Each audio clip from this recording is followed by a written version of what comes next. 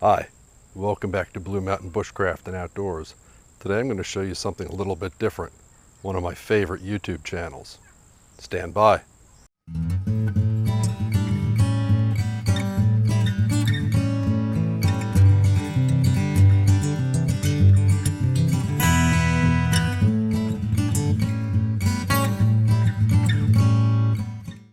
So several months ago I was contacted by one of my viewers by the name of Simon. He has a small YouTube channel of his own called Simon's Discoveries. Well, at the time it was small. It's grown quite a bit since then, but Simon had asked for some input on, how to grow his channel, make it better. So we talked a little bit and I went and checked his channel out, and I was pretty much blown away by what I saw there. Highly skilled, very knowledgeable, and some fantastic production quality. So he in turn has become one of my favorite channels, and if you come over to our Facebook group, you'll see he's pretty active there. So without any further ado, check out this video from Simon's Discoveries. Hello and welcome to Simon's Discoveries. First of all, let me thank Mike for inviting me over. I really appreciate it. So let's get started.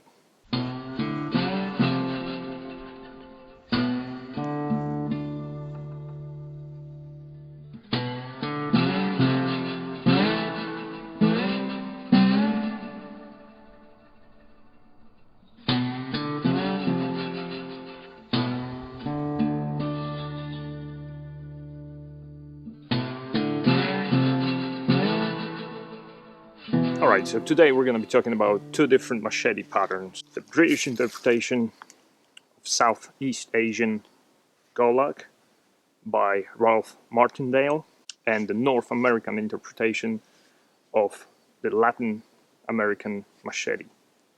And we're going to try and answer the question, which of these two would suit you better in your environment? And also, which one of these would be better as a one-tool option?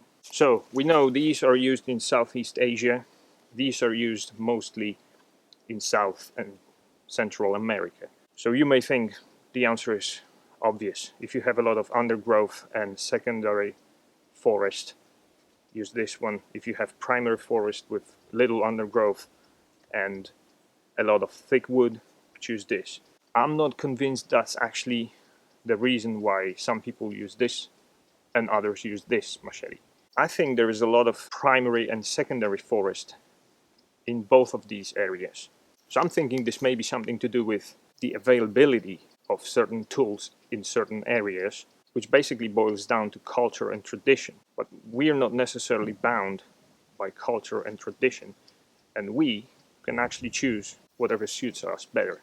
Okay, so first off, we have British Golok Crocodile number 2. I already forced a patina on it, so you can't really see that. Right, so this one comes with a basic sheath. It's actually really nothing interesting.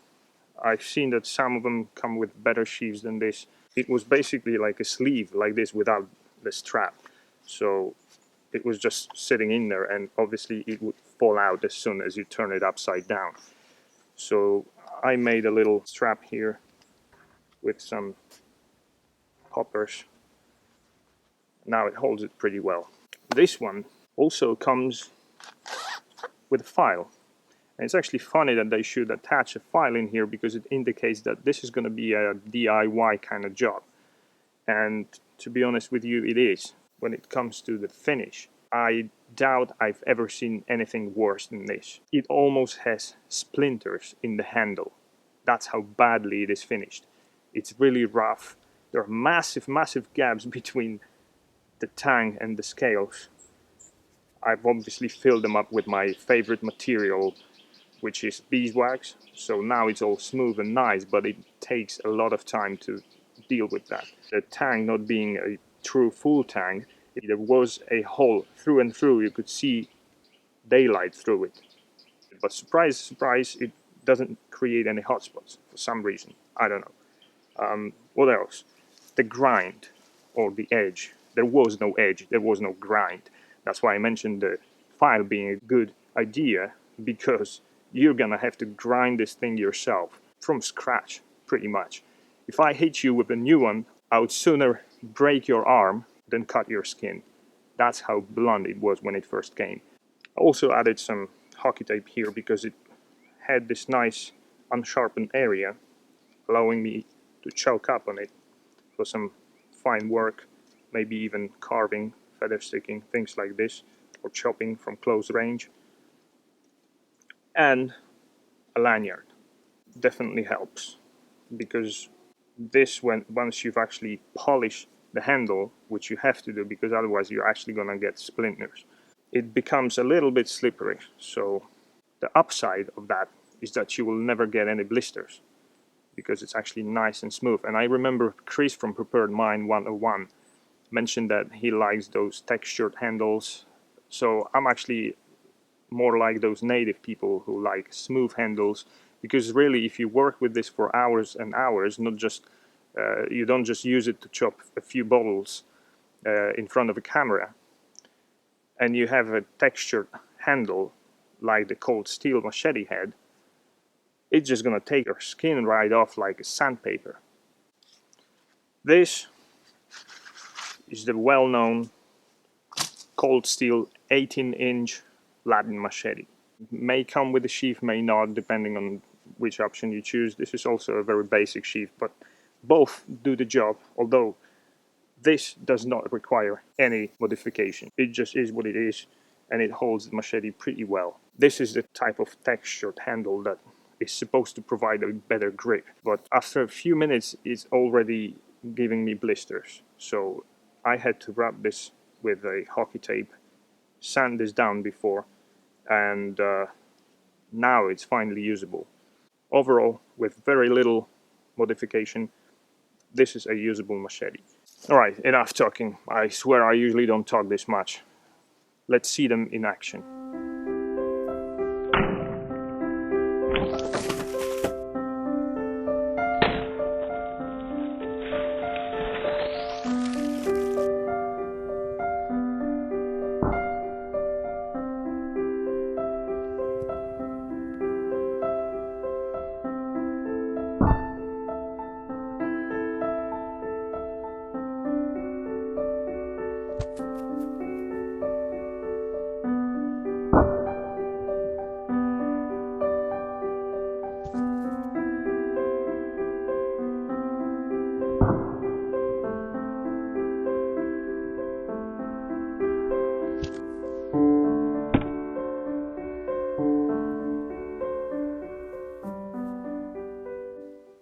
How many of you buy machetes primarily to cut bottles? I thought so. But really, what do you need a machete for? Especially in this latitude. This place I'm at the moment is actually as far north as Winnipeg in Canada, but I still use a machete quite often. First of all, we have cutting grass. What do you need grass for? Bed, for example, for thatching, for an improvised sleeping bag, for a pillow, all sorts of stuff. And as you can see, it cuts. Both of them cut really well. It actually, I was quite surprised when I first tried this, because it cuts like a scythe. So what else? Well, you may also want to use a machete for clearing trails, cutting brambles and bushes as an agricultural tool, as it is used in many countries. And some people will tell you that you don't really have to cut the bush to get through it, you just walk around. That's true. Why waste energy if you can walk around it? The thing is, it's not always that simple, and sometimes there really isn't a way around. Sometimes you actually know that you're going to be going in the woods in such area and there is no way around this. I often install camera traps. I know people go hunting, do other things like this, and they have to get through really thick undergrowth. Sometimes this clang pisses me off. I want to be stealthy, I want to be quiet, and this thing just won't shut up.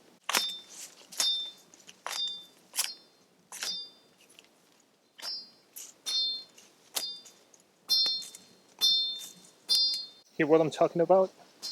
Yeah, sometimes it's nice, but sometimes it's just too much.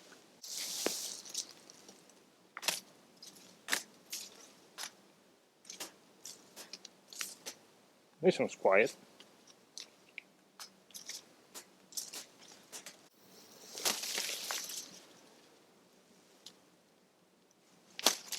Processing wood. Sometimes you just want to go light, and even my lightest hatchet weighs almost twice as much as one of these machetes.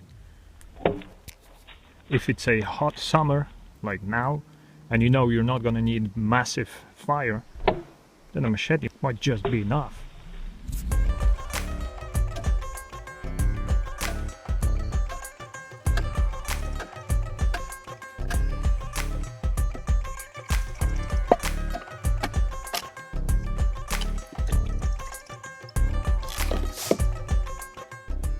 Seasoned oak.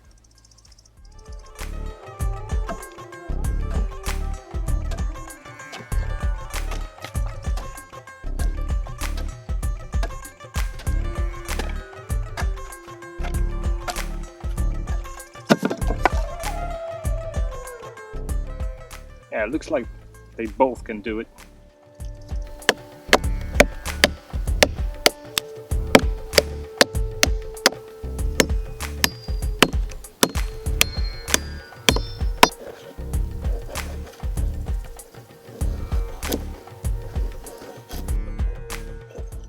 Yeah, it's a lot too thin, it actually hurts my hand. Even though there is this hockey tape in here, it's not enough. It digs in really deep.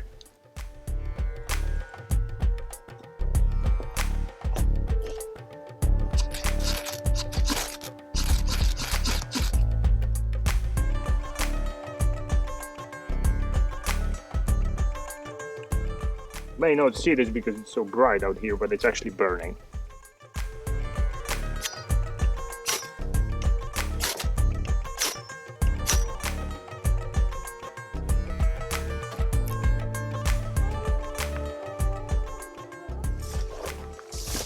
Okay, so another use of a machete that I haven't talked about yet is something that I really hate to do, but I'll do it for you today.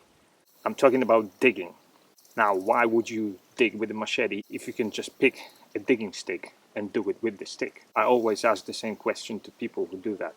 But sometimes I have to agree there is just no other option because the ground is either too hard, too clayey, there is a lot of roots in it, and it will not be dug by anything but an object with a sharp edge. See what these two can do.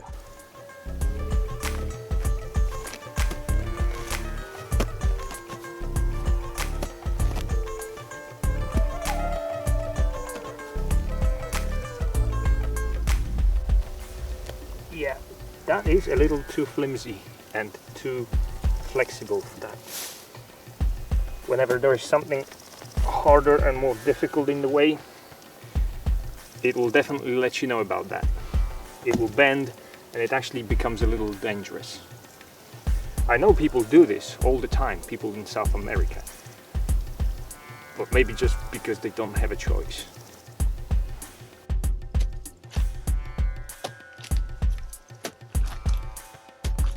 Oh yeah, this does not bend at all. And there is no stopping it. A stiffer blade is definitely better for digging.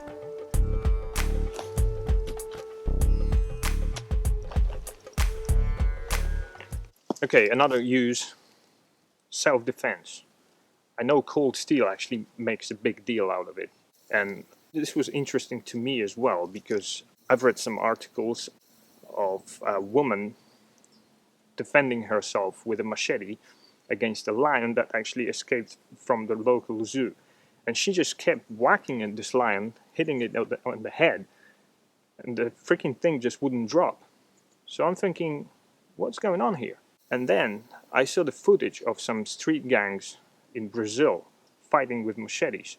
And one guy gets hit on the head repeatedly with a machete, and then he stands up and runs. So this is actually interesting. How much power and how much penetration potential does one of these actually have? So when it comes to cutting or chopping through the head, there is a little surprise. Yep, it bounces. It actually does some damage, but definitely not as much as I expected. Would it kill it? Maybe eventually. It would definitely piss it off. Now, to be fair, I have to add that this head is probably still a little frozen. It's thawed on the outside, but the bones may still be a little frozen and therefore harder. But I actually think this makes the whole comparison much more reliable and much more true, because in a real life situation you would never take a swing like this at somebody or something. Even the stupidest beast would see it coming and move its head aside. And if you think I didn't hit it hard enough, then look at the bend out of shape.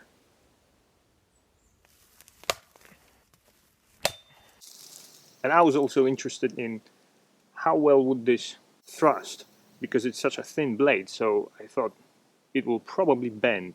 It probably won't be very good at thrusting. Surprisingly, it does not bend that much. And actually, it seems to be thrusting better than the Martindale, even though it's much stiffer. You can actually see that the Martindale pushes the head aside, whereas the cold steel machete just goes right in and stops on the bone. So yeah, when it comes to some soft tissues and things like that, this may work really well, and we know from history, from past events, that it indeed did work very well, unfortunately for some people. But when it comes to chopping, especially on hard, thick bone, I'd have my doubts. So overall, which one of these two would I actually choose for my area? So from my point of view, I think this is more specialized tool than this. This is more versatile. And if I was to choose something in a known area for a specific type of job, I would choose this. But in an unknown area, I believe the Southeast Asian design would suit me better. It won't do some tasks as well as the Latin machete because it lacks the length and lacks the smoothness of cutting because it's thicker. But it also has its advantages. Being thicker means it's a little bit more durable and you can trust it a bit more. And being shorter, it's also easier controlled when carving, when chopping. It's easier to pack. I hope this gives you some idea about what might suit you better. Thanks a lot for watching. Once again, big thank you to Mike for having me here. You may also visit my website simonsdiscoveries.com, and I'd encourage you to go on Facebook to visit and join Mike's Facebook page called Blue Mountain Bushcraft and Outdoors. We have a nice growing community there. You can send Mike a request and he will add you as soon as he gets it. You can post pictures, videos, ask and answer questions regarding bushcraft, survival and outdoors. Alright, this has been Simon from Simon's Discoveries. Thanks again and see you in another video.